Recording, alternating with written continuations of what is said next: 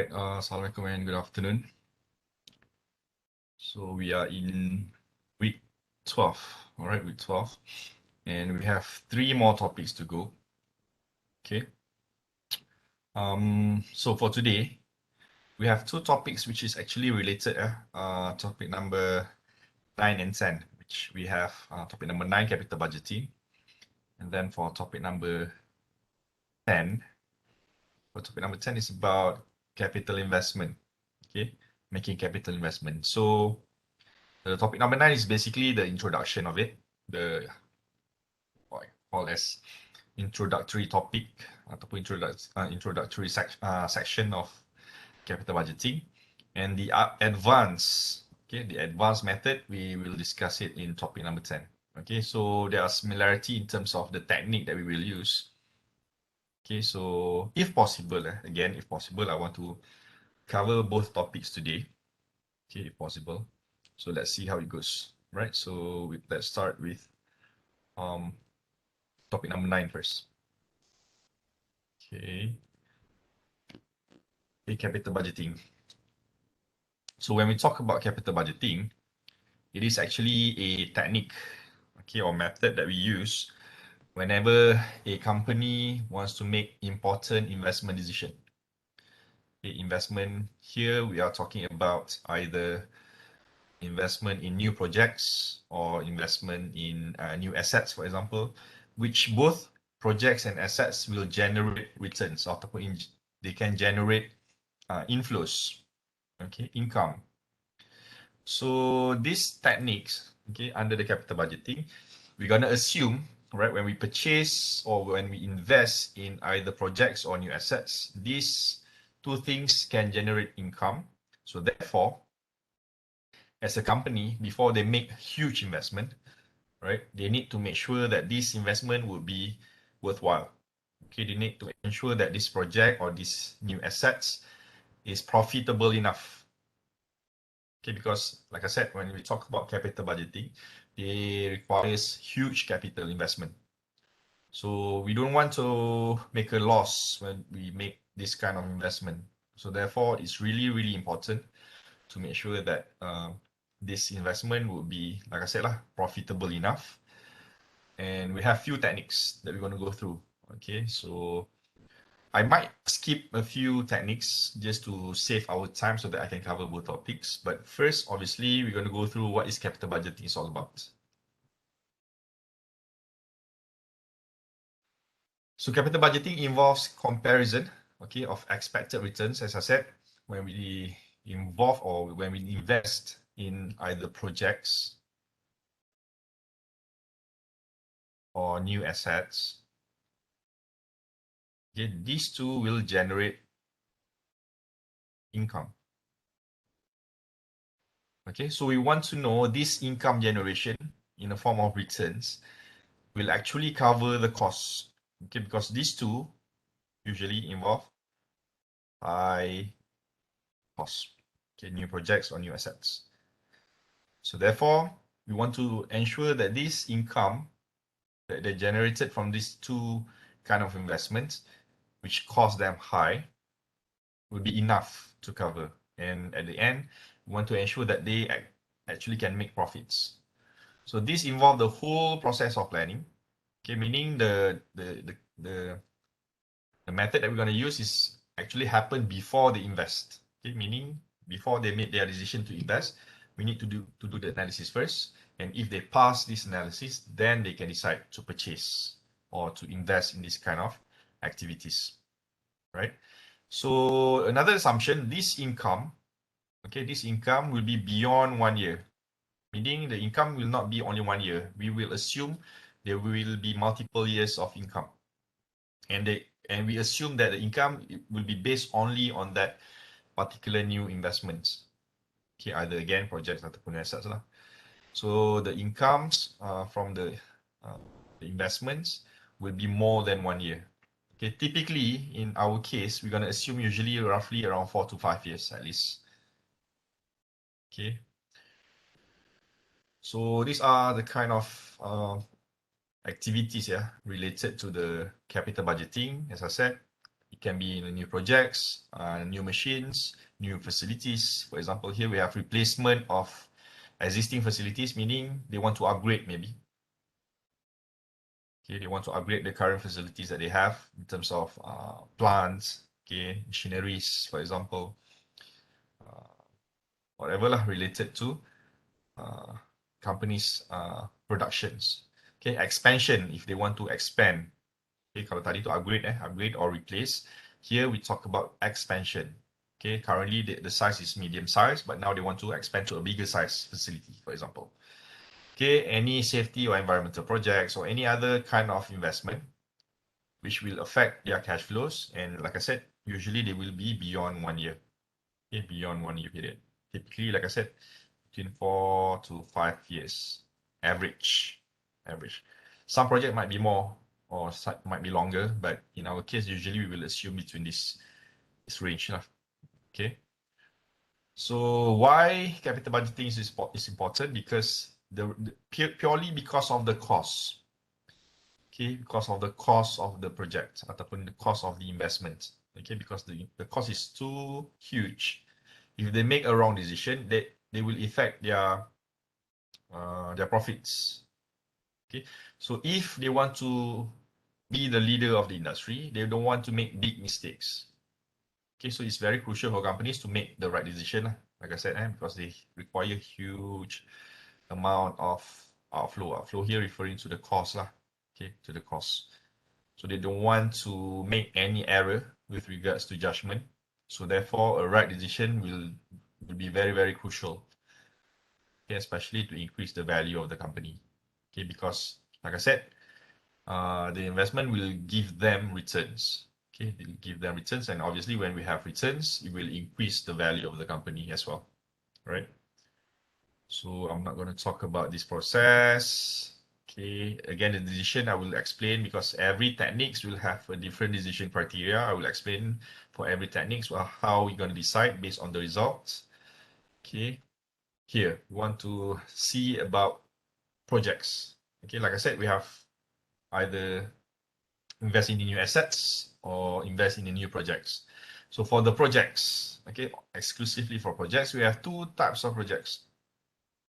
Okay, one is called mutually exclusive, and the other one is independent project.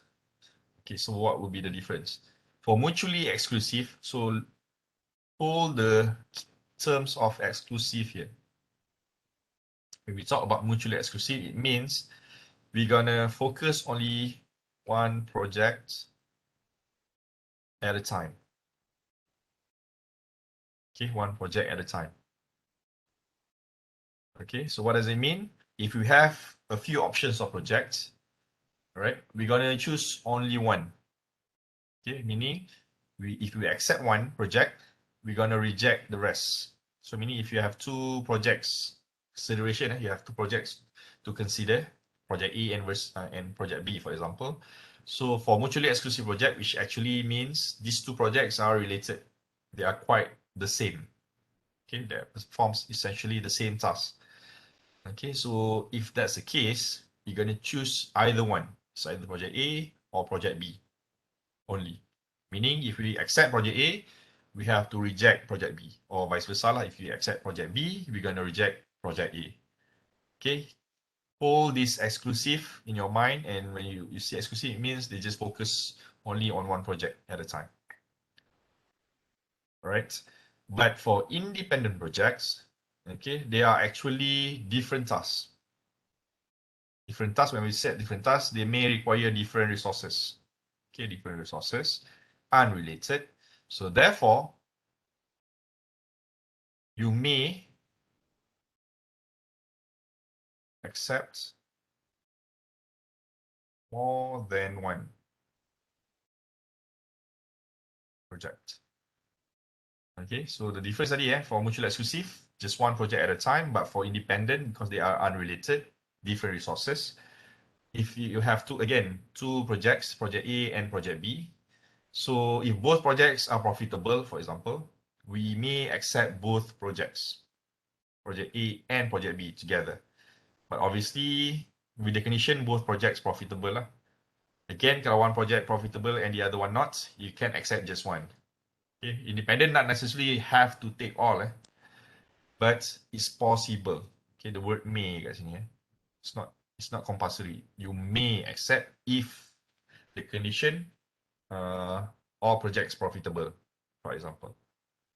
Okay, so for independent, you like I said, you may accept more than one project at a time. So what's the importance of knowing the types of project in terms of decision making? Okay, usually when we have uh, uh, questions, for example, whereby you have to analyze two projects, okay, and they're going to mention whether it's mutually exclusive or independent. Okay, the way of analyzing it will be the same, regardless mutually exclusive or independent. But the final decision, usually the last one they will ask, okay, should you choose project A or project B and justify, for example. So if you do your own analysis and you usually when you miss that they mention about independent, okay, end up you just choose one. You choose the best, for example. So your final decision too might be wrong lah, because you don't careful enough to see whether it's mutually exclusive or independent. They will mention in the question. Okay, so the effects is only on the final decision. Okay, but the way how you calculate later on will be the same regardless. So for the techniques, okay, it can be split into two categories. First one is known as non-discounted cash flow.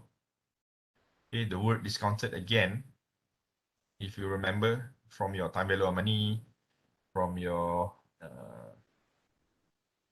share, we call them share analysis, okay, analysis of stocks. Yeah, we use the discounted cash flows technique. Okay, what does it mean? We're gonna use the present value method. We are present valuing everything, but for the first part, this is a non-discounted technique. So meaning we ignore the present values. Okay, but for the discounted cash flow technique, yes, we're gonna use the present value. So meaning we need to incorporate the present values in our calculations. Okay. So here, as you can see, the non-discounted, we have two, payback period and also average rate of return. Whereas for discounted techniques, we have three, net present value, IRR, and also profitability index. Okay. Right.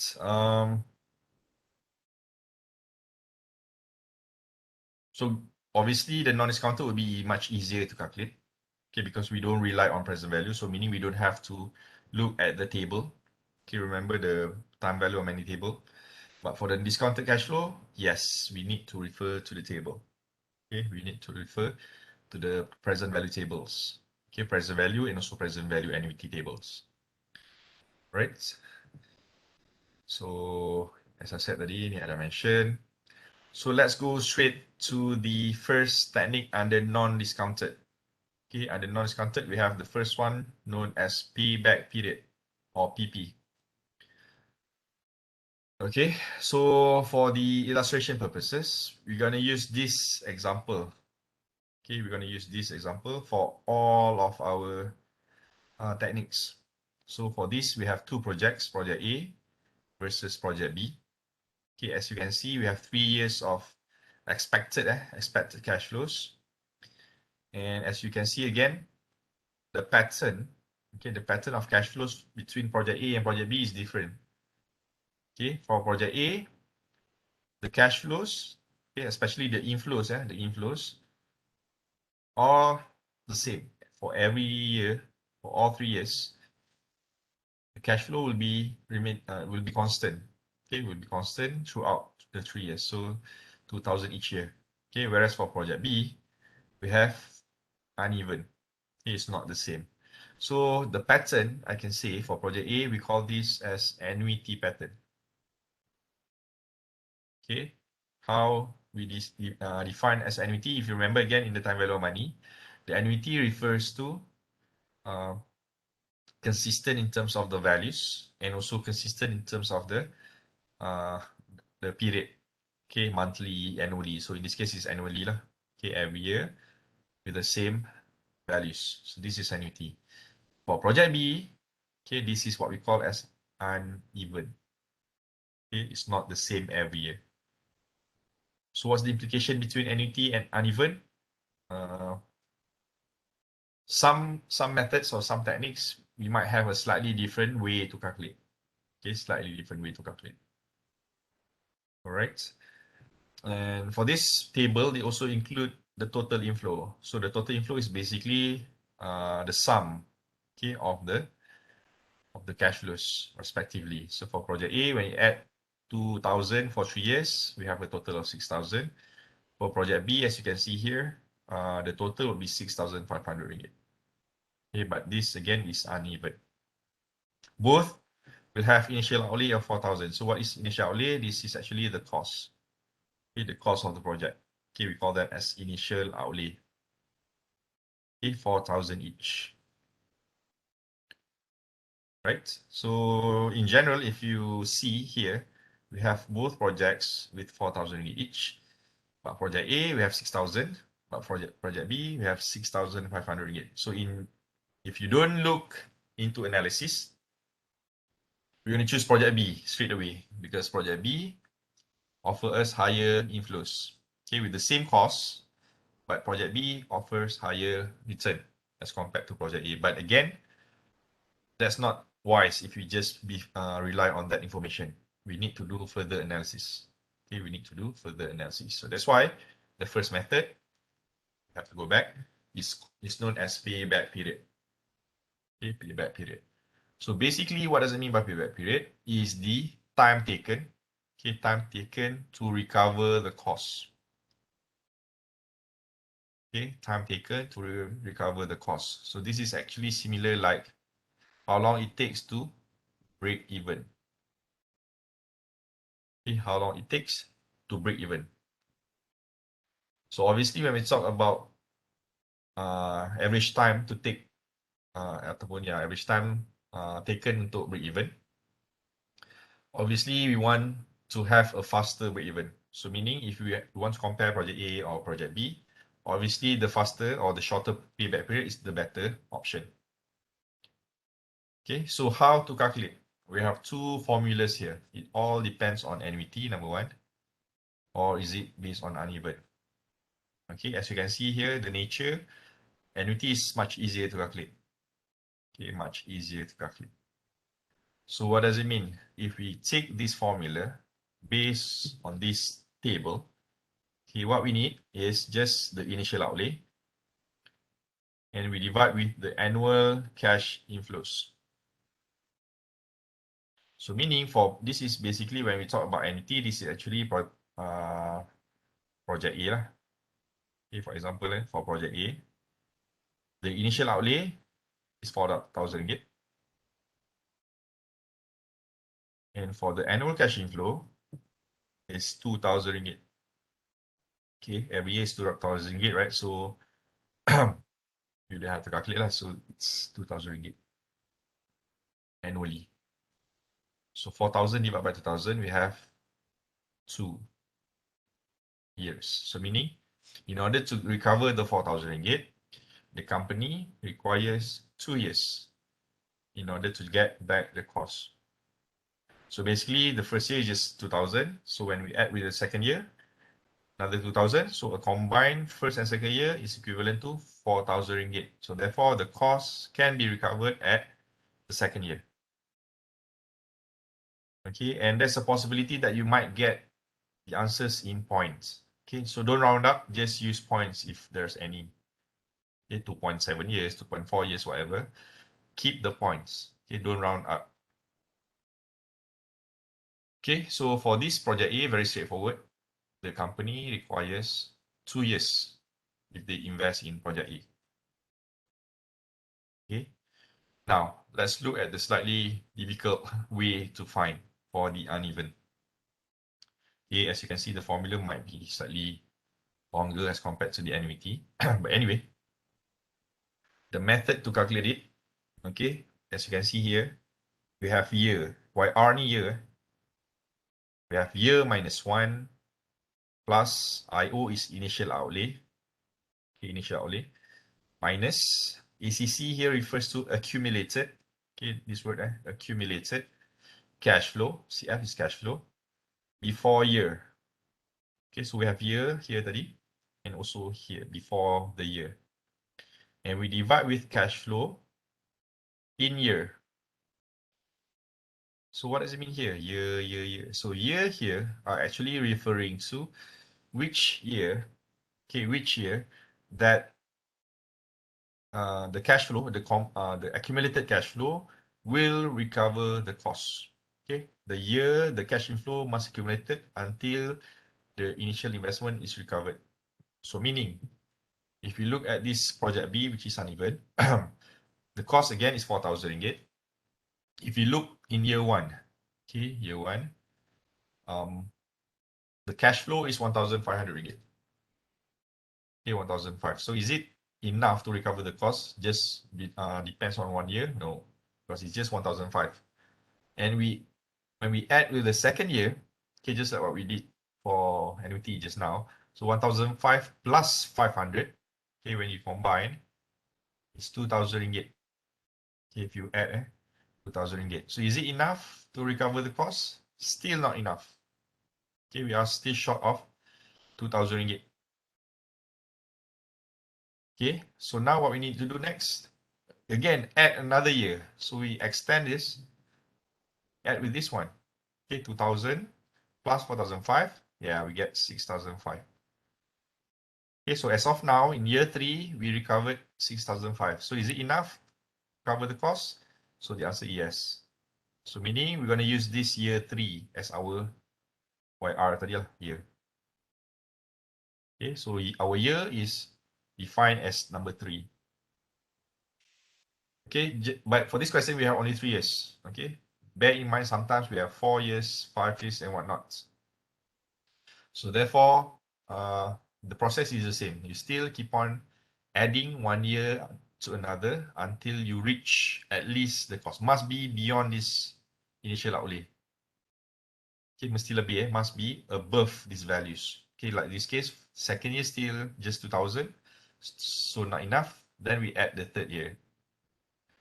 We get 6,005. But let's say there's another questions. After third year still not enough, then look for fourth year, fifth year, and so on. Okay, and just another thing, it's not necessarily the final year. Okay, it's not necessarily the cost will be recovered during the final year, not necessarily. Sometimes it can be happening before that, year 3, year 4, before the fifth year, contoh. Okay, or in this case, let's say we have 3 years, like project A tadi lah, they recover in the second year. It's possible to happen before the final stage. Okay, so in this case, our year just now is year 3. So we're gonna insert the year ni with number 3.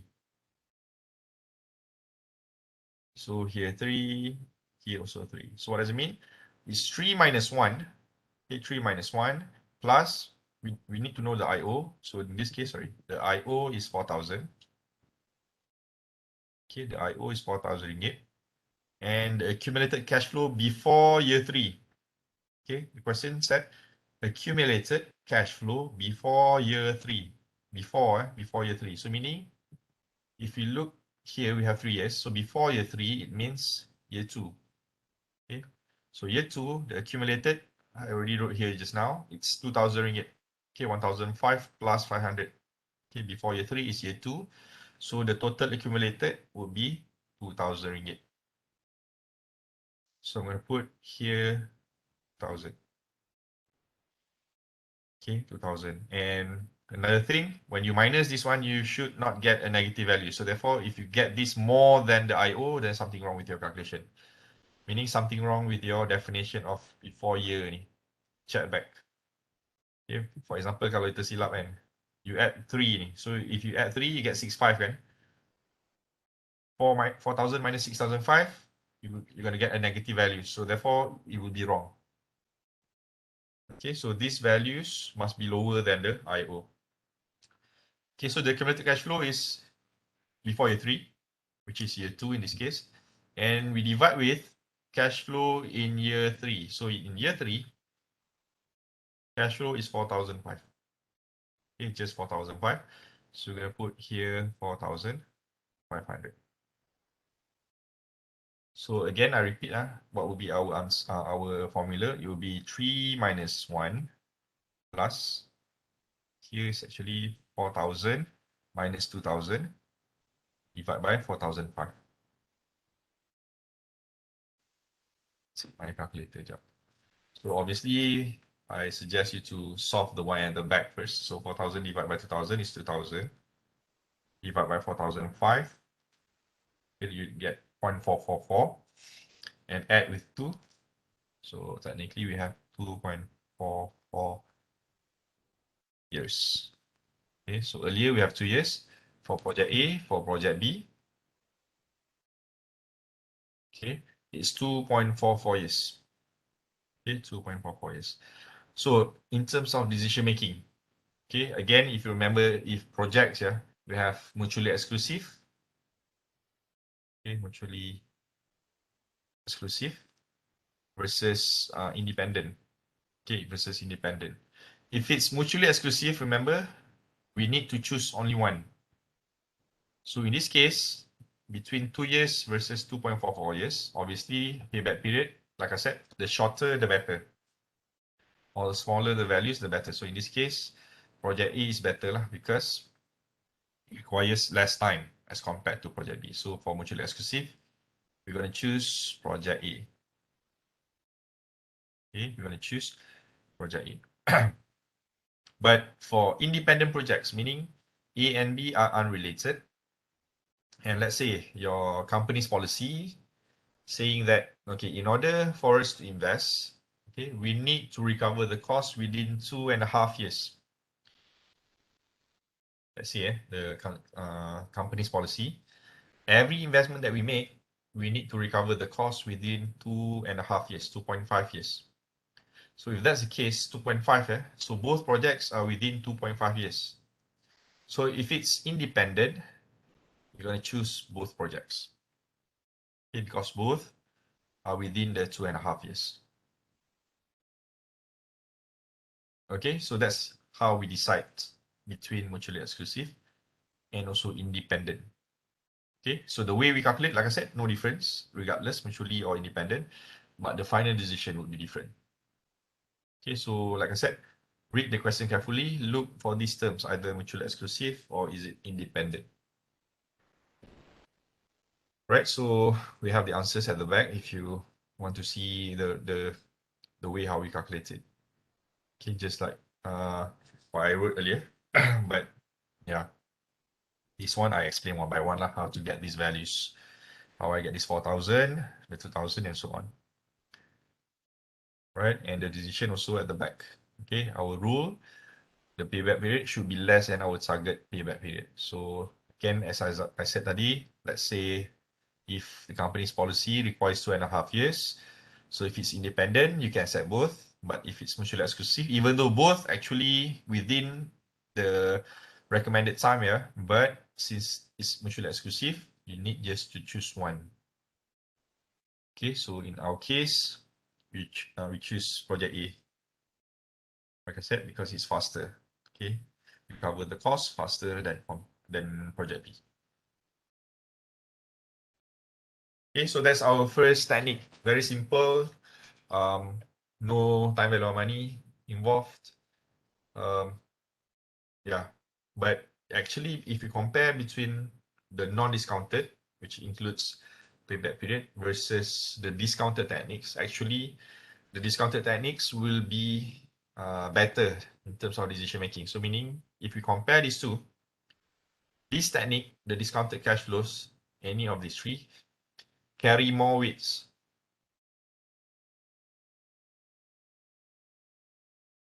for decision.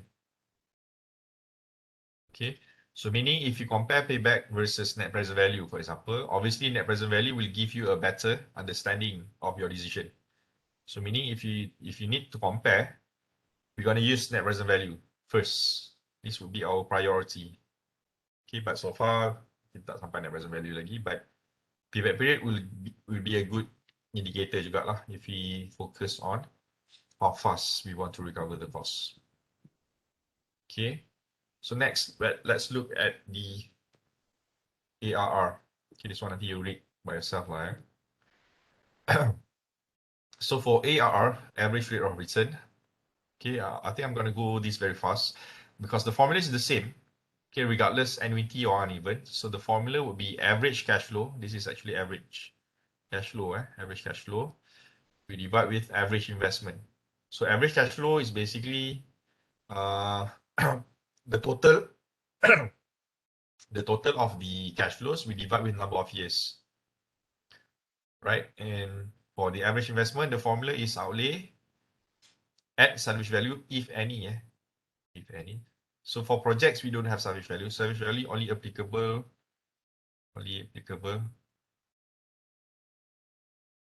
for assets. Okay, if it's project, we don't have salvage value. So therefore, in order to get the average investment, simply takes outlay, divide by 2. Okay, because we want to find the average. Okay, so simply divide by 2.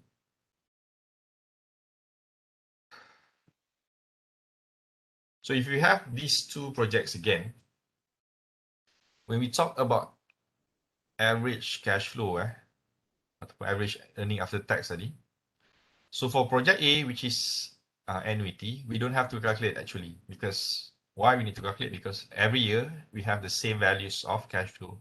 So technically for project A, it's 2,000 ringgit, or else if you want to calculate, it's 6,000. 2 plus 2 plus 2, 6,000, and then you divide back by 3.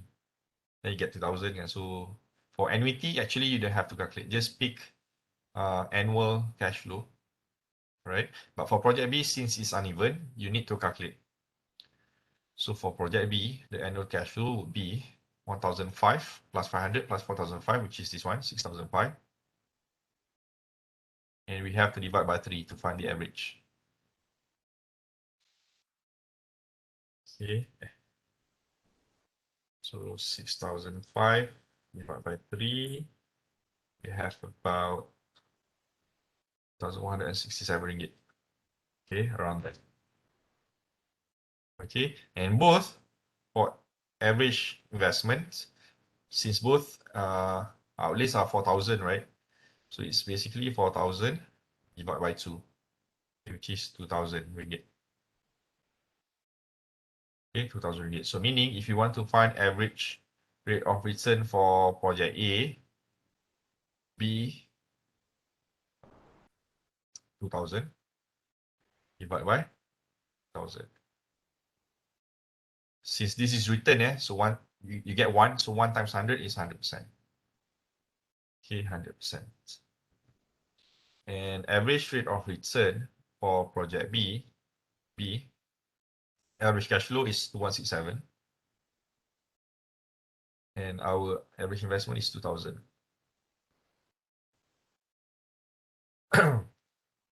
So here times 100. So you get about 108.8%.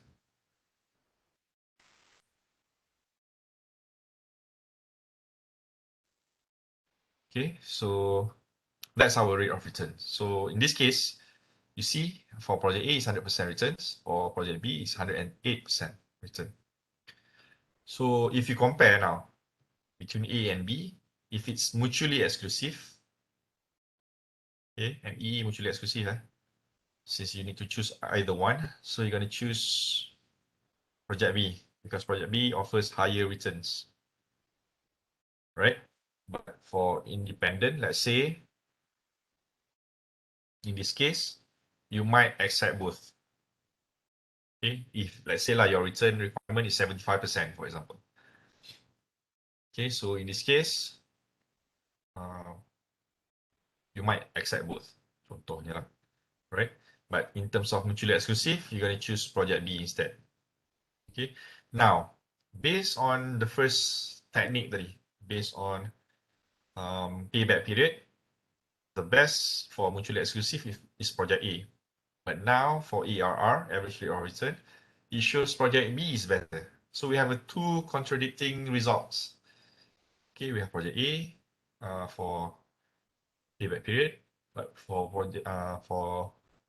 ARR, average rate of return, project B is better. So which one to choose now? Okay, so that's why when we talk about techniques, we cannot rely only on one. Okay, only on one technique alone. It's not sufficient. Okay, bear with me 1 second. If you go back to this one, if you ask me to choose which one technique that is really, really important, okay, for your decision making, I still go back to MPV. Okay, as compared to the rest. But the best is actually to compare across all techniques before you finally decide. Okay, but if you rely on the non-discounted cash flows, payback and average rate of return, as of now, it is inconclusive. It's not enough, right? It's because both reflect to both different projects. Okay, so therefore it's not sufficient. Okay, so in this case, project B dia kata. That's why, like I said, the best option, okay, ataupun the better option actually to compare the two is looking at the discounted cash flow techniques. Okay, the discounted cash flow techniques. And here we have three methods. Okay, net present value, internal rate of return. Kalau tadi tu ARR, average rate of return. Here we use internal rate of return, or in short, usually we call them as IRR. And also profitability index. So net present value is NPV. Profitability index is PI lah. Okay, so out of these three, it's actually all of them are quite related in terms of the framework or formula is more or less the same. Okay, especially if you talk about net present value versus PI, profitability index, the items that we use is actually the same, but how we use it is slightly different. Okay, so in this case, discounted cash flow, okay, the timing is really, really important. Okay, the timing of the returns will give different values because we rely on present value. Okay, the earlier the cash received, the higher the value. But if you receive it later in year 3, year 4, year 5, the higher values, it will give us a lower values now because we are present valuing all the values for each year. So if you receive higher values earlier of the time frame, we're going to receive higher values of the in terms of the present value lah. Tapi kalau the value tu higher at the end, towards the end of the project, will give us lower values currently. Okay, because of nature of present value. So for present value, bear with me, saya lupa nak buka tadi. We need to rely on future value tables. Okay, we're going to use this table again. Right? So let's look at the first one. Okay, the most important one, net present value. And this concept will be used again in our next topic. Okay, topic number 10 later. Okay, so the net present value is actually a combination, a combination of future cash flows, okay, present value of future cash flows, and discounted at the appropriate cost of capital. So we're gonna use a certain cost of capital as our percentage because when we look at the table, we need to know what would be the percentage, okay, the K, and also what would be the N, the time. Okay, so we need to know these two information in order for us to calculate. Okay, and the sum of the present values we need to minus with the initial outlay. Okay, we minus with the initial outlay. So the greater the net present value, obviously the better the investment. Okay, this is where we're going to decide actually based on net present value. Okay, so in short, the formula for NPV is total present value of cash flow. Sometimes I just use TPV of cash flow, total present value of cash flow, and we minus with IO, initial outlay. So now, when we want to find the total present value of cash flows, again, if you remember, we have two streams of cash flows for the two projects. Okay, again, if you can see here, the streams, again, this is annuity, this is uneven. Okay, so for annuity, we have a special table for annuity. If you remember, in present value, we have present value for single payments, and present value for annuity. So for project A, we can use the table of present value of annuity. Okay, so what's the difference? Obviously, for annuity, it's much faster lah. We just calculate once in order to get the values. Okay, so how? Let's see. Let's say I write it here lah.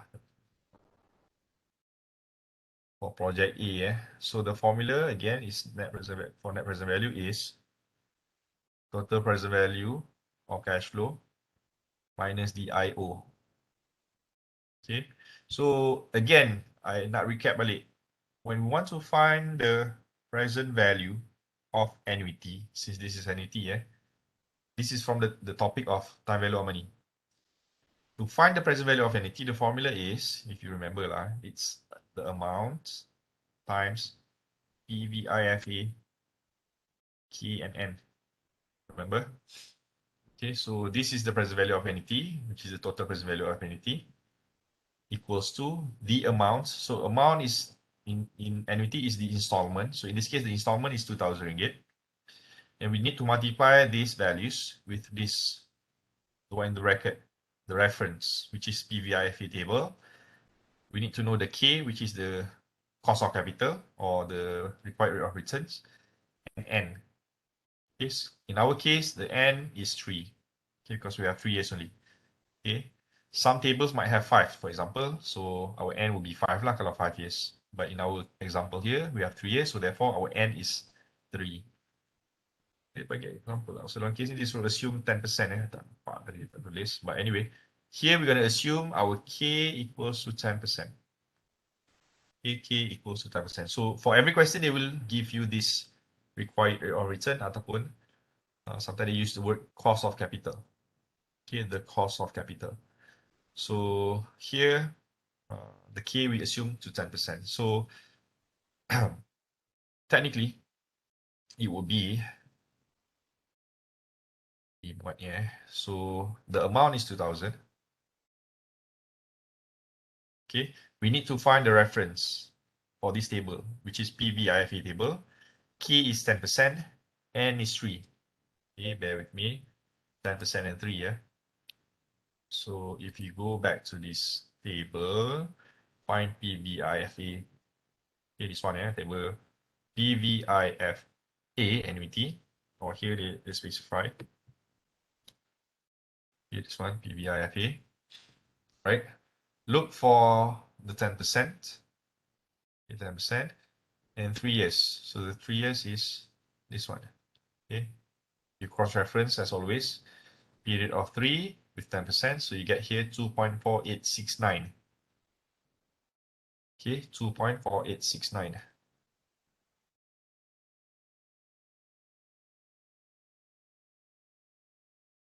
Okay, so we're gonna put that. So basically, this is your total present value of cash flows, and minus the IO. IO is 4,000. Okay, so it's 2,000 times 2.4869 minus 4,000 ringgit. So here we have that present value is usually in ringgit, 973 ringgit and 80 cents. Okay, nice, 973 ringgit and 80 cents. Okay, not K, K is referring to the key here. So 973 ringgit 80 cents. So it's a positive value. So it's a good sign. Okay. For MPV, we always go for profit, which is positive values. Okay. Obviously, when we compare, the higher the profit, the better for the company, lah. Right? So in this case, it's 973 ringgit and 80 cents for project A. Okay. So for SL3. Okay. Now, for project B. So since project B is uneven, like this, we cannot use annuity. Okay, so the process of finding total present value of cash flow will not be as easy as annuity. Okay, what does it mean? We need to find the present value for each year separately. Okay, so meaning for NPV project B, okay, you're gonna, so the concept is still the same, okay? But the difference is we find present value je. Amounts, but PVIF, K and N. Okay, so the concept is just like what we did before in time value of money. But we need to do this present value for all 3 years. So meaning, for example, for year 1, the amount is 1,500. Okay, and the present value interest factor will be K of 10%, and N is 1 year lah, because 1,005 is in year 1, right? So we need to refer to PVIF table, 10%. Okay, and N for 1,005 is 1. Okay, bear with me. So we need to refer to this table now, PVIF, present value interest factor. And the first one is 10%, period 1, 1091. Okay, so it's gonna be multiplied with 0.9091. Okay, plus the second year is 500. Okay, so I'm gonna put a bracket here. So the second year is 500, and the table, okay, bear with me. As you have the table, you can inform to me. So second is 0.8264. Okay, PVIFA, sorry, PVIF, K 10%, N 2. For the second one, N is 2, is 0.8264. Okay, 0.8264. Okay, and the third year would be, okay, since this we have 3, so 3 years. So we're gonna prepare for 3 years. And the third one would be 0.1. 10% third year is 0.7513. Okay, 7513.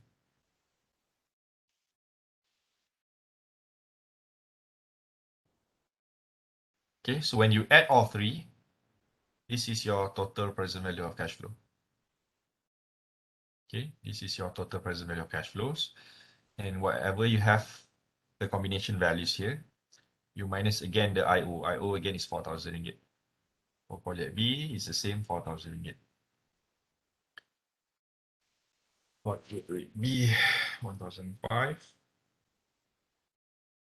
and 1 is 500. So 64 plus 4,005 is 0.7513.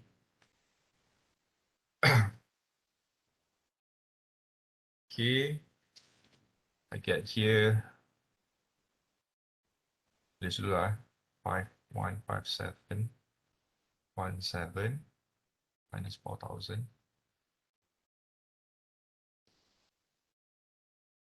So I have 1157 cents. Okay, 1157 cents.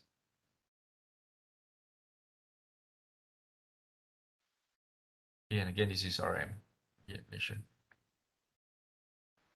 So again, if you compare here for project B, okay, the net present value for project B is 1,157 ringgit and 70 cents.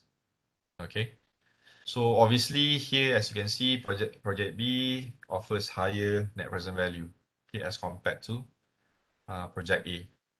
Okay, this is for project A. This is NPV for project B. So for decision making, again, if it's mutually exclusive, we're going to choose whichever higher. Okay, in our case, project B is higher. Okay, 1157. Okay, but if it's independent, okay, you're going to accept both. Why? Because both are positives. Okay, both projects offer positive returns. So therefore, if it's independent, totally unrelated projects, you can accept both projects.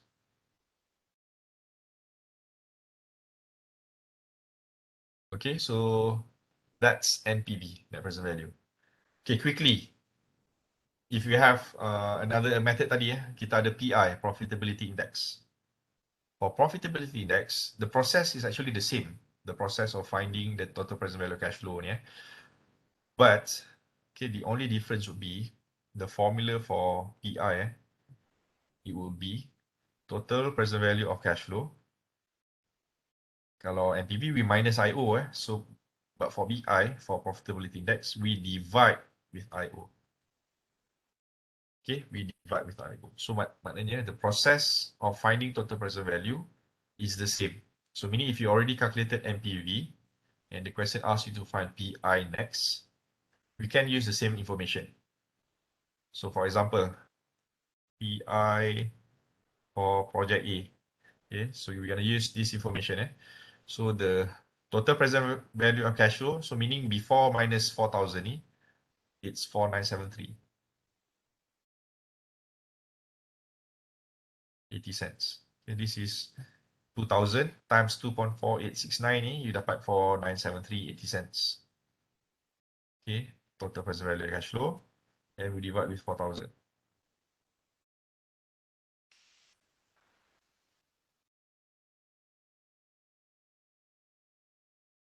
So it's 1.24. Okay, the profitability index is 1.24. And for profitability index of project B, I have here 5157.70 cents. This is total present value of cash flow for project B. 5157.70 cents. And we divide with again 4,000.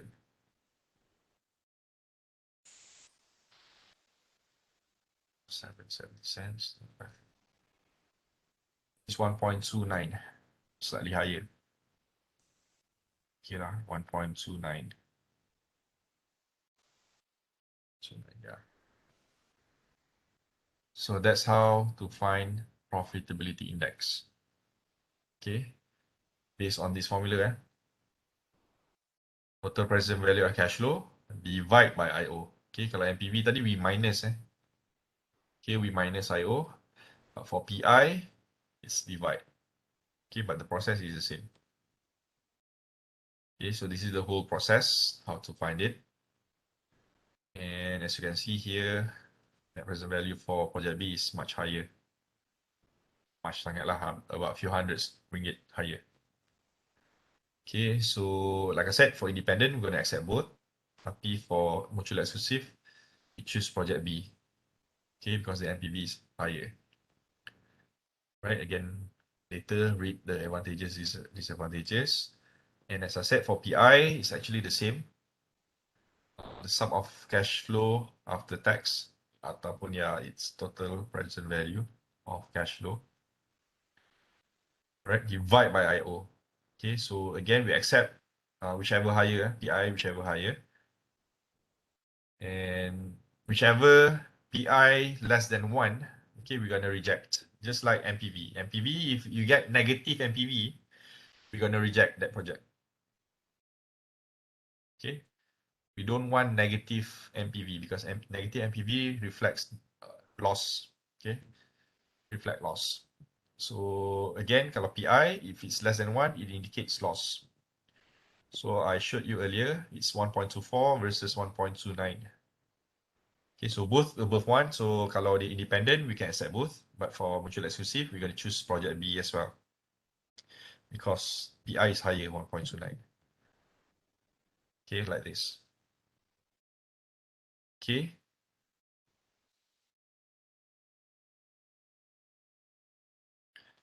Ada soalan ke?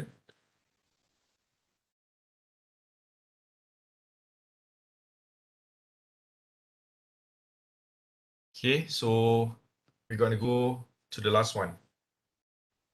The internal rate of return.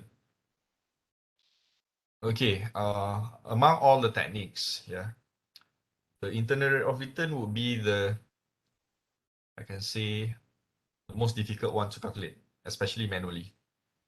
Okay, especially the manual calculations, because we have two stream again. We have annuity versus uneven. For annuity, it's not that bad. Okay, the calculations still longer process as compared to the rest, but still manageable. We still can calculate. Okay, but for uneven, unfortunately, it requires the process of trial and error. Okay, trial and error. So therefore, you might require slightly longer time to calculate. Okay, so by the way, let's look how it works at first. Okay, so when we talk about internal rate of return, or IRR in short, again, we're going to rely on the present value of cash flow. Okay, present value of cash flows. And if you remember, for NPV, the formula is total present value of cash flow minus IO. Okay, for PI, it's total present value of cash flow divided by IO. Okay, and both present values, we use the cost of capital. Remember, we assume the cost of capital earlier at 10%, kan? Both. In order to get this value, we use the 10%. Okay, but for IRR, okay, we want to find the total present value of cash flow. Again, still minus IO, but we want to get these values at 0. Okay, at 0. So how to get the values of present value equals to IO, sebab nak dapat 0, the front and the back values must be the same. So kalau ni, for example tadi 4,000 kan, we want to get the total present value equivalent to 4,000 ringgit. So how? We need to find the rates. Okay, it's not 10%, it's not 10%, sebab kalau 10% we get more tadi. Kalau you perasan, if we use 10%, okay, we use 10%, we get this value, 5157, and tadi apa? 4973 respectively. Okay, but now we want to find at what rate it will give us 4,000 ringgit. Both will give us 4,000 ringgit because both projects are at 4,000 cost, kan? Okay, so that's the thing that we want to find with the internal rate of return. Okay, so that's why here, as you can see, to find the rate, we cannot use macam tadi lah. Kalau tadi kita guna 10% here, K is 10%, but now we want to find the K, ataupun here we call them the IRR, the internal rate of return. Okay, so it requires few steps. Okay, and the final step is this part, the interpolation process. I think I've showed you dalam time value of money, the interpolation process. So we're going to use the same process again. Okay, we're going to use the same process again. Soalan dia. Okay, let's say contoh ni.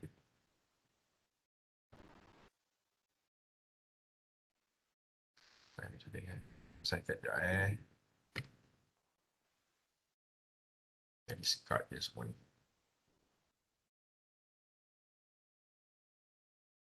Okay, I copy this one, I put it here.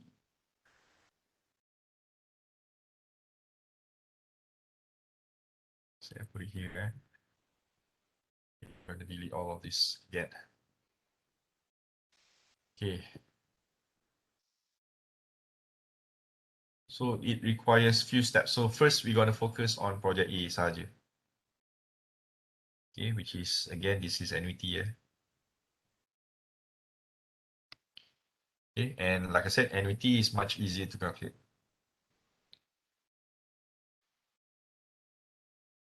Right.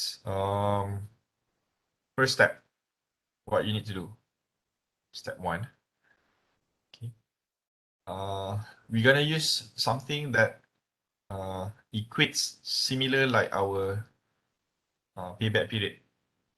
Okay, similar like our payback period, whereby we're gonna use our IO, initial outlay, we divide with our average cash flow. Okay, average cash flow. So meaning its outlay is 4,000 divided by cash flow of 2,000. So here we have 2. Point, it's just 2 lah, 2. But remember dalam table time value of money, we have 4 decimals selalunya. So for this case, we're gonna put 4 decimals. So since the answer is exactly 2, so the rest is 0, 0, 0 lah. But sometimes you might get points. So keep 4 decimals. Okay, so in this case it's 2.0000.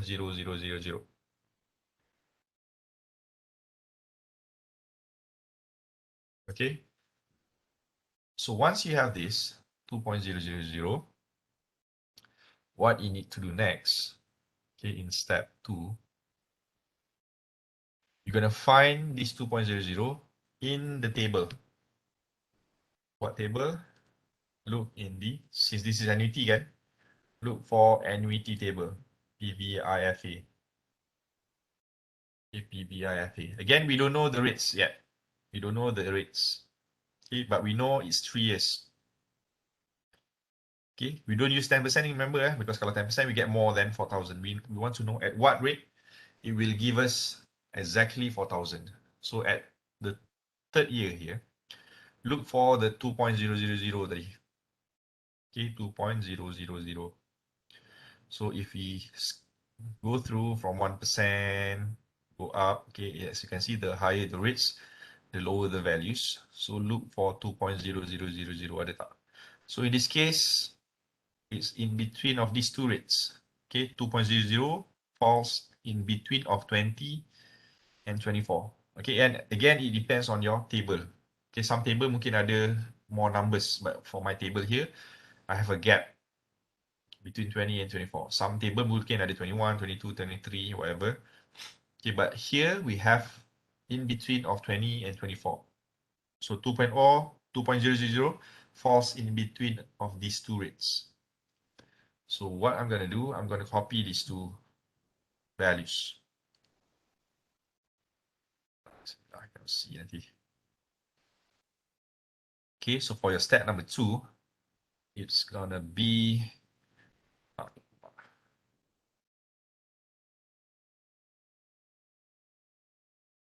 okay, the one I have highlighted tadi. We have 20%.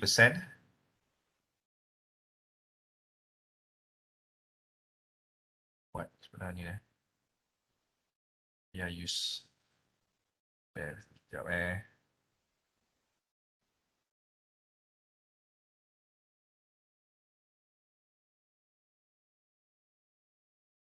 So I recap balik step dia, step 1. It's IO divided by average cash flow. So I have 4,000 divided by 2,000. So I get 2.000 for step 2.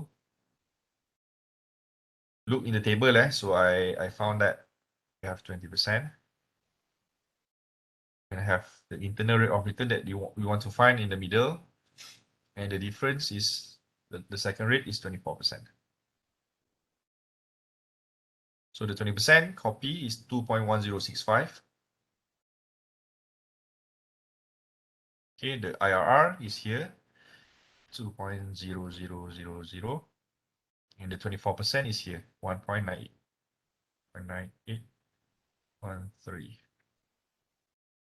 Okay, so remember the one that we found from step number 1 must be in between. Okay, make sure the rates, one rate will have a higher values, the other rate will be lower values. Must be. Kalau you salah positioning, then again it will be wrong. Okay, this is what we have so far. Okay, I think I teach you already again how to do the interpolation. So what you need to do for interpolation is to find two differences. First is between the top and the middle. Second is to find the difference between the top and the bottom. Okay, so for the top and the middle, the difference you just minus. You have 0.1065. Okay, minus 2.1065 minus 2.00 is 0.1065. But between the top and the bottom, 0.65 minus, okay, sorry, 1.9813. Okay, 65, yes, 1.13. So you have 0.1252. Okay, and again, if you remember I said last time, this value should be smaller than the second value. Okay, the first difference is smaller than the second difference. Because the second difference is the range is bigger, kan? Top versus the bottom. Here, top versus the middle here. So that's why the back one is it must be higher as compared to the front one. Okay, so this is our second step. And finally, the final step, step number 3, is to do the interpolation. This part, to do the interpolation.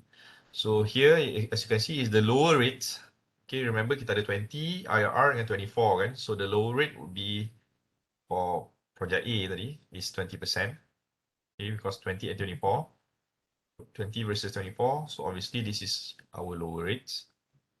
Okay, 20% plus higher minus lower rates. Okay, higher minus lower. So, sorry. Kalau ni lower, this is obviously the higher rate lah. So you want to find the difference between the two, 24 minus 20.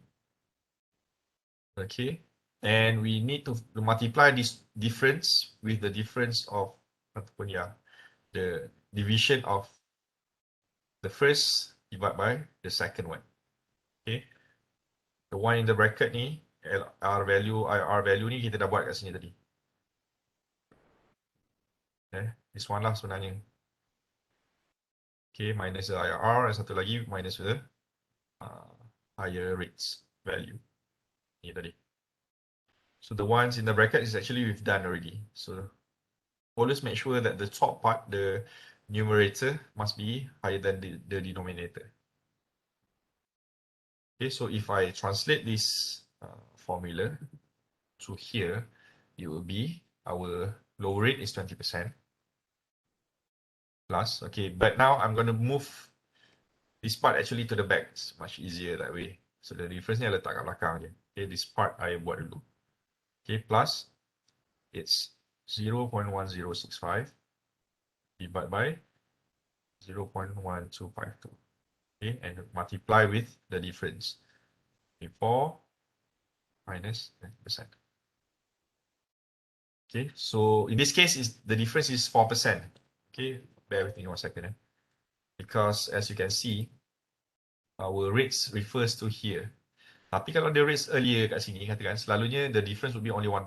So 10 and 11. Katakanlah the rate is in between two rates and it's between 10 and 11. So therefore, your HR minus LR would be only 1% difference lah. But in this case, the difference is more because the table doesn't have every 1% interval anymore. But anyway, this is our final step. So solve this equation. 0.1065 divided by 0.1252 times 4. The difference is 4%, again, times 4% difference plus 20%. So here we get 23.4%. Okay, so this rate, okay, if you put here in between, falls nicely. The rate must be in between 20 and 24%. You shouldn't get 19% here. You shouldn't get 27% here. It must be, okay, logically, is in between of 20 and 24. So let's say when you calculate this, tiba-tiba dapat 17 here. Ataupun you get 27.5%, for example. Logically not possible because how come this IR, which is in between of 20 and 24, you have 27 here or 17 here? Okay, so that's indication something wrong with your interpolation process. So check again. Okay, so here as you can see it's 23.4, fit nicely in the middle between 20 and 24%. All right, so that's how we find internal rate of return for project A. Okay, 23.4%. Okay, something like this.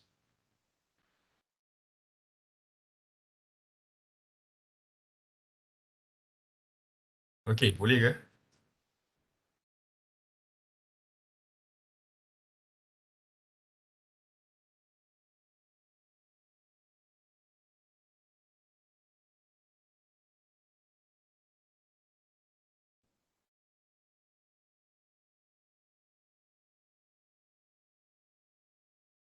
Right, before I'm going to show you how to calculate the IRR, the rate of return for project B, which is the uneven one.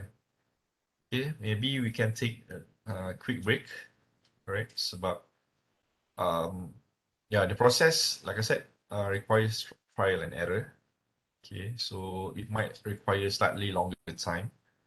So let's simplify first before we go through for the uneven project. Okay, so let's take a break.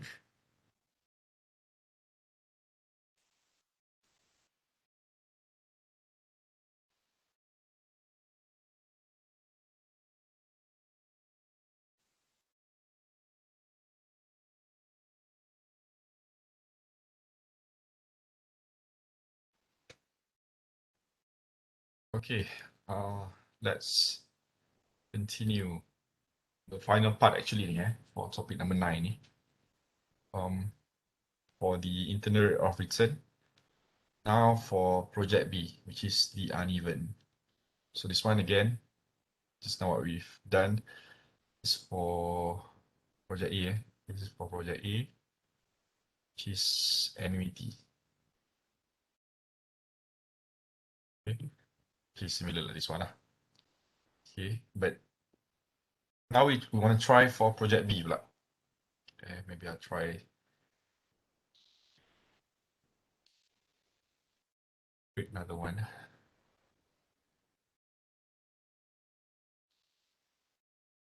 Okay, for project B, slightly different approach, even though there will be some similarity, especially for example for step 1 but the difference would be because our average cash flow for project A is very straightforward, which is 2000. And remember for during ARR, we already calculated the average cash flow juga, which is we add all three, which is 6005, and then we divide by 3. We get berapa tadi? 2166.7 kalau tak salah. Okay, so for project B, which is for uneven, yeah.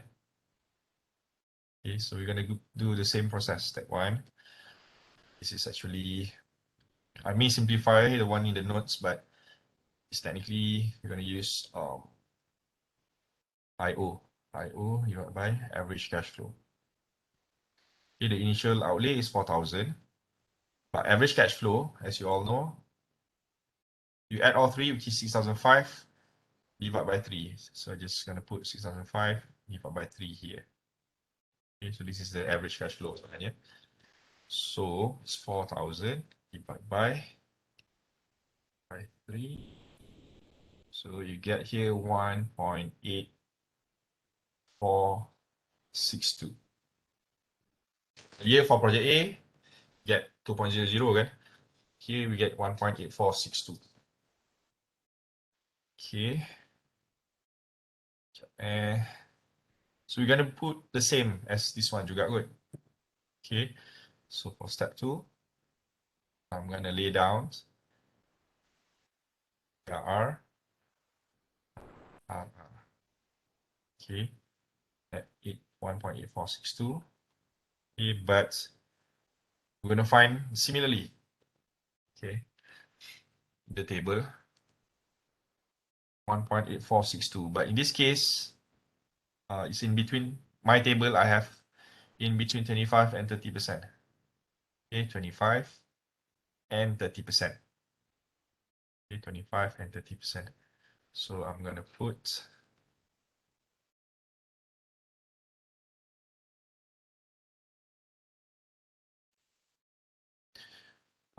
the 25 on top,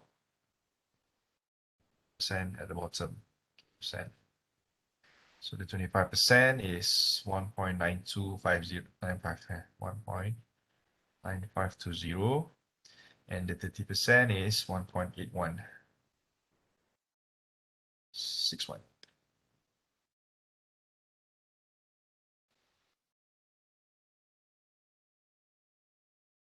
Okay, but for this process, for uneven, we cannot simply directly do the interpolation now, because remember, this is uneven.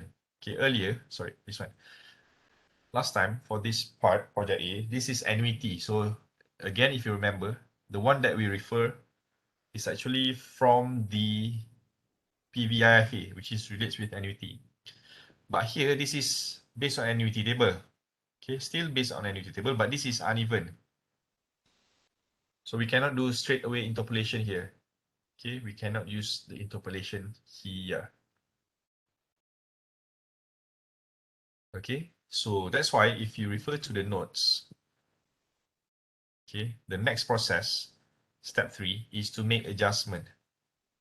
Okay, to make adjustment.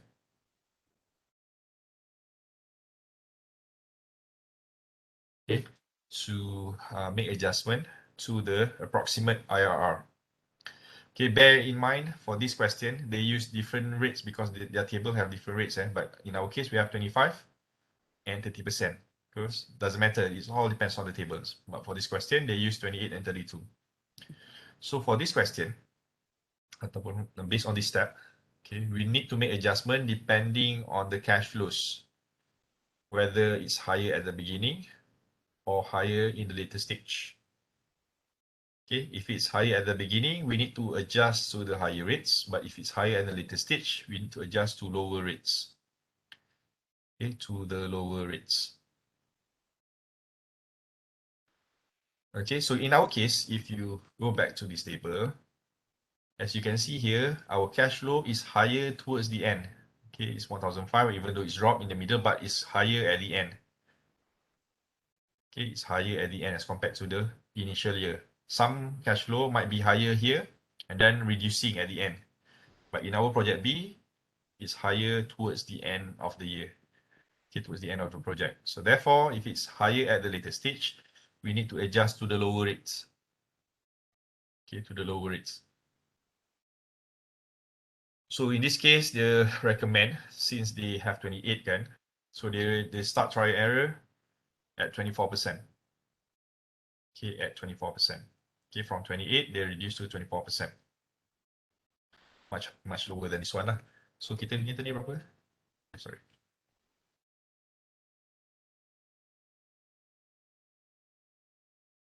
Kita punya tadi is based on, sorry, 25%. So we can make adjustment juga.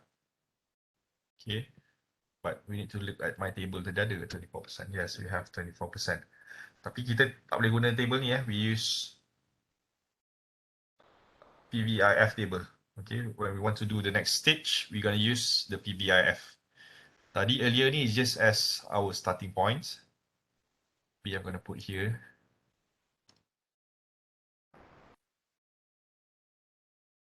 Semua based on PIFA. This is all based on PVIFA. Tapi we need to make adjustment.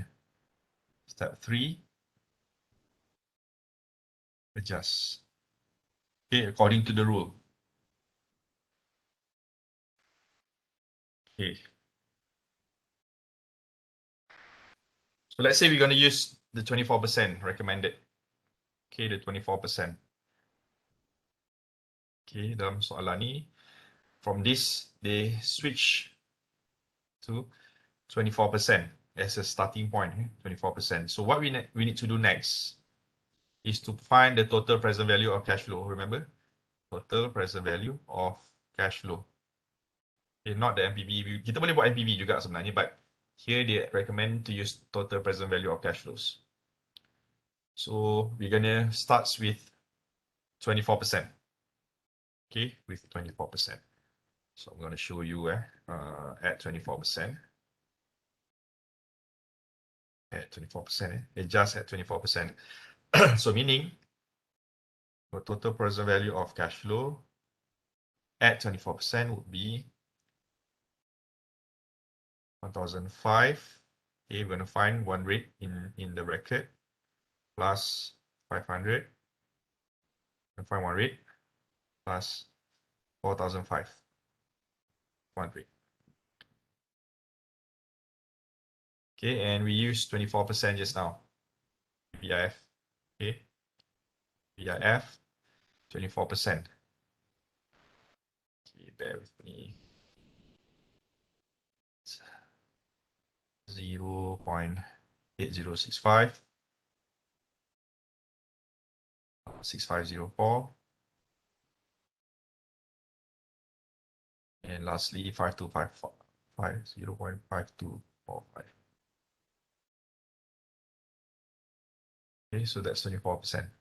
Okay, 8065, 6509, 4, so 6504, 5245. Did I get this right?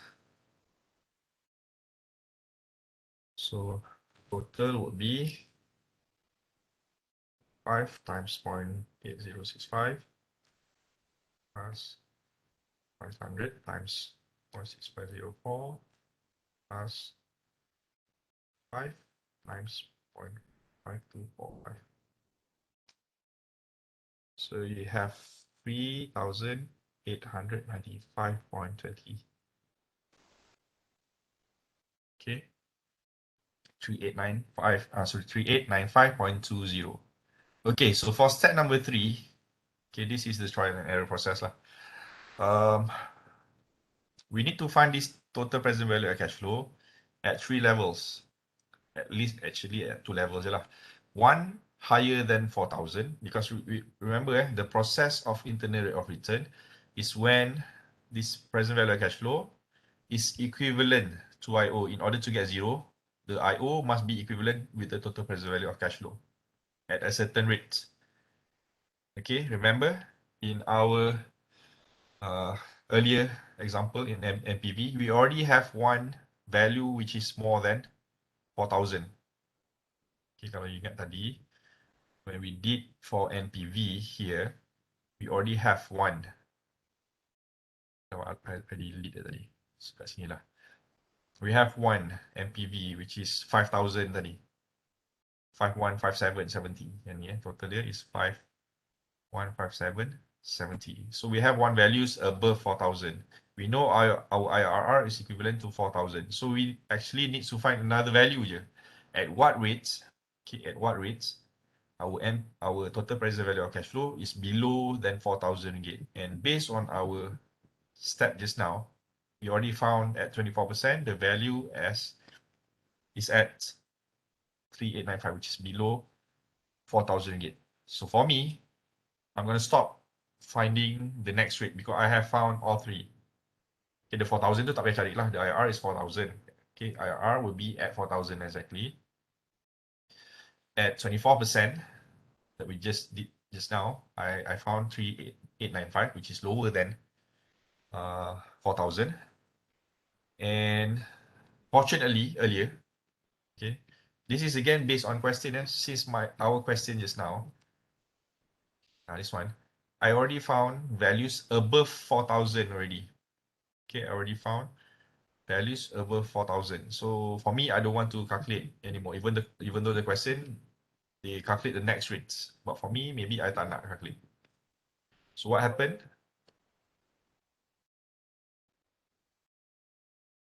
Okay, for step 4, so for this part, they have additional step. Step 4, then this is where we need to do something like step 3, which is interpolation. Okay, so we have the 3 rates ataupun the 2 rates, one higher and one above. We know at 10% earlier, okay, even though the range is quite huge, but doesn't matter. At 10% earlier, ni tadi during this 10%, when we calculated NPV, the total present value for 10%, when you combine all three ni, before minus 4,000 ni, we have 5157. Okay, 5157. So I'm going to put that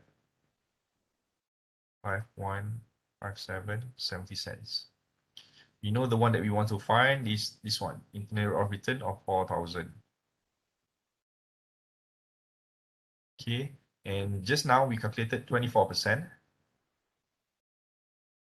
at 3895.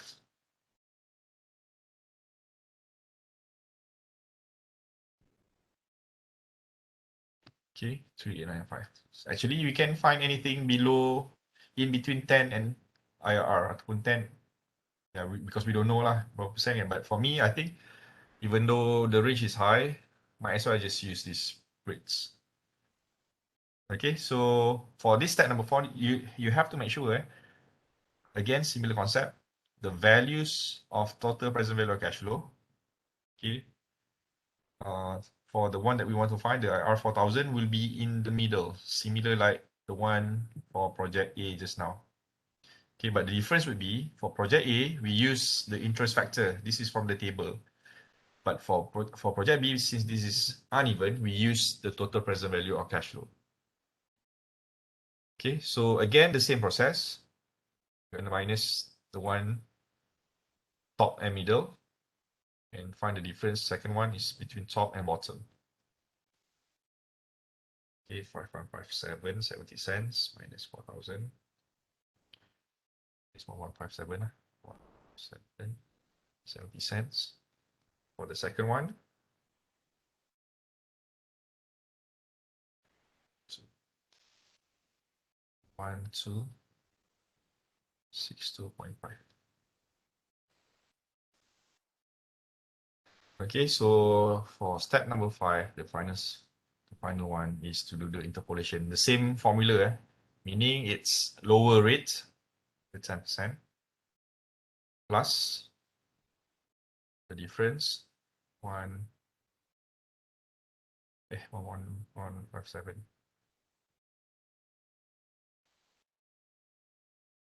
62.5. Okay, and the difference. So the difference is quite huge here. The difference, berapa persen ni different? 24 minus 10. 14%.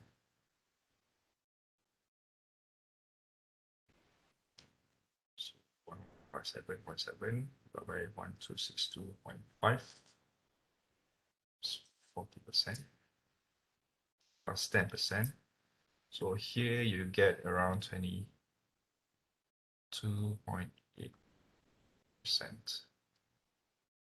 Okay, 22.8%.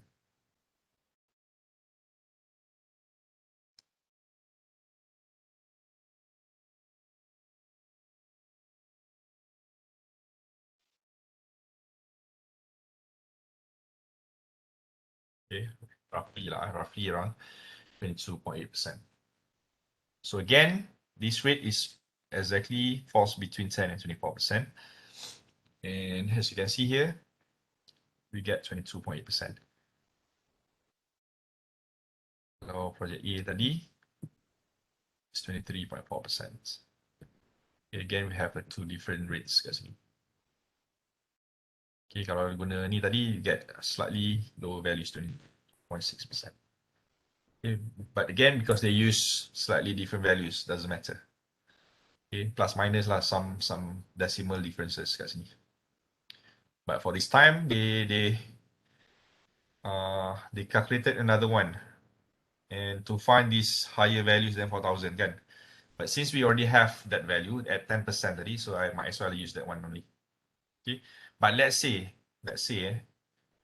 when you did your MPV earlier, katakan, let's say when you calculated here, you get a negative values, let's say dekat sini. So meaning you're gonna have one smaller than the IO already here.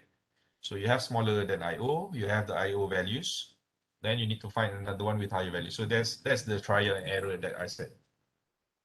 Okay, that's a trial and error process that you need to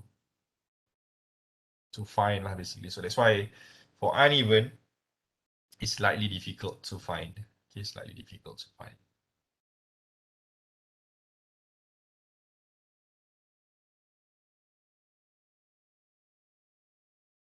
So in this case, the project A is better as compared to project B lah, because the project A has higher internal rate of return as compared to project B. So as a summary, as you can see here, we have slightly different options between project A and project B depending on the techniques that we use. As you can see here, for these two, the first two, this is non-discounted technique, and these three will be based on discounted technique. Right? So if you ask me again, if you need to compare the results, okay, just to let you know, sometimes for the internal rate of return, sometimes they might ask you just one out of these two, sometimes two, because the trial and error process too. They might skip asking you to calculate for project B. Okay, so meaning if they want to ask you, just maybe I share with you some example lah. Kalau ada nak ask ni. Contohnya lah tak sempat nak buat hari ni, but the question for internal rate of return, okay, they ask just calculate the internal rate of return for machine X only. So as you can see here, machine X is annuity, right? So you save yourself from the hassle to calculate for the uneven project, okay, ataupun machine in this case. Okay, so that's why if to compare, usually we cannot use internal rate of return to compare because usually they may ask you just one out of two. Okay, mungkin contohnya macam soalan satu lagi ni. Compute between project XX dengan project ZZ. Okay, and the IRR they ask just for project XX, again for the annuity alone. So therefore, if you want to decide, you cannot use internal rate of return to compare between the two. So if you ask me again tadi kat sini, the first priority of technique that you're going to use ataupun going to look at for decision making, always look for NPV. Okay, and compare with the rest. NPV and PI usually the same. We will give you the same answer because we use the same data. Okay, we shouldn't get different answers. Okay, next, look at other techniques. If they support the same answer, like for example, here ARR pun indicates project B kan. So you can include ARR as part of your decision. So meaning, if you want to conclude here, okay, you're going to say the company should choose project B, okay, because it has higher NPV, higher PI, and higher average rate of return. So don't mention about payback period lah, sebab payback period kata project A is better. Right? So to decide, you're going to use that. Okay. Look at NPV first, saying project B is better, then you use that as your argument. Okay. I recap how to answer kalau soalan tertanya. Something like this. Okay. Decide on which project should be accepted. Is the company good? State your reason. Okay. This is mutually exclusive. Mutually exclusive. So meaning you need to choose one. So therefore, you're going to say the company should choose. I'm not going to answer Nila. I'm going to go back to here. So the company should choose project B, okay, because it has higher NPV, higher profitability index, and higher average rate of return. So you're going to include anything that support project B. Okay, but obviously you're going to look at NPV first. Okay, so mana-mana yang tak support project B tu don't include as part of your decision lah. So don't mention about IRR, don't mention about PP. Okay, look at NPV. That's it. Okay, boleh ke? So with that, we end topic number 9. Questions? Ada soalan tak?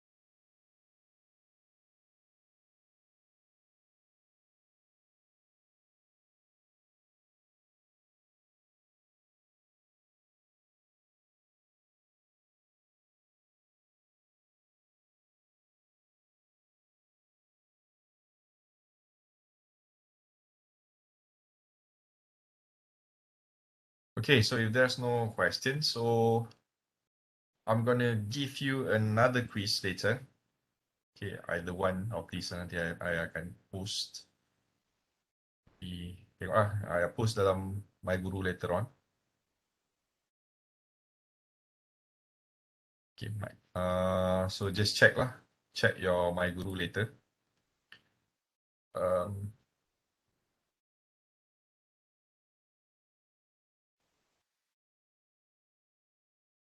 So I think I'm going to stop today, here today. I tak jadilah kot nak buat topik number 10 tu. Sebab it will take slightly longer time lagi. Tak mungkin nak habis pun everything by today. Okay, because it's even longer. Okay, but just bear in mind for investment capital decision is actually the extension. Okay, the extension of capital budgeting, right? Because the idea is the same, meaning it still revolve around projects or extension of facilities and whatnot. But the thing is, the difference would be we need to find the values ourselves. So the difference would be, stop sharing tadi. So the difference would be, if you remember just now, our values here, our cash flows, our IOs, everything is given. Okay, everything is given directly from the question. But based on this, like I said, this is extension and this is the more advanced question. Okay, for this investment decision, we're gonna find all the values by ourselves, depending on situation. Okay, we need to understand all the elements first. Okay, what are the costs and everything. And from there, we need to find something like this. Okay, remember earlier, we have all of this information directly in the question. Okay, but for this topic number 10, making decision with regards to investment, we need to find every values on our own. So meaning our IOs, we need to calculate ourselves, our cash flows every year, we need to find the values ourselves. And most of the time, it will be based on uneven values. Okay, uneven values. But since this is advanced, it's better actually if you have financial calculators because we can calculate it faster. But I don't think so you have financial calculators. So therefore, most likely I don't use internal rate of return to find, or else you're going to be troublesome to find the values. So therefore, we stick to NPV to make decisions. Okay, we use net present value to make decisions. So I'm going to stop, or yeah, because it will be maybe overwhelming if we want to, continue with this section, even though, like I said, in general, it's going to be the same, but yeah, we just go through dengan you lah. What will you expect from this? We need to find our own initial outlay, like I said. We need to find our own cash flows, and especially the terminal cash flow. Terminal cash flow is actually the final year's cash flow. Okay, so all of these usually will give us different values for every year. So therefore, for our topic here, mostly it's going to be based on uneven cash flows. Okay, and we have multiple problems, meaning different scenarios based on replacement, based on what else? Replacement, cost cutting, expansion. So everything might have different calculations. So I'm gonna keep this next week, even though actually next week technically it's a public holiday. I hope you don't mind if we, sebab kita ada 2 weeks to go. We have the 5th, sorry, 7th. 7 ni actually public holiday, kan? Right? Then we have 14, the final week. So I have to use both weeks to cover our 2 more topics to go, which is this one, and the final one is actually the cost of capital. Okay, the cost of capital. So I think that's about it for today. Please check your My Guru later. I'm going to choose either one of these for you guys. And please answer accordingly. Tengok soalan tu bila dia punya deadline. Usually I give sampai Thursday kan. So similarly, I'm going to give you until Thursday. Don't wait until Thursday to answer. You have ample time to answer. And I'll see you guys next week. All right? Thank you very much. Assalamualaikum.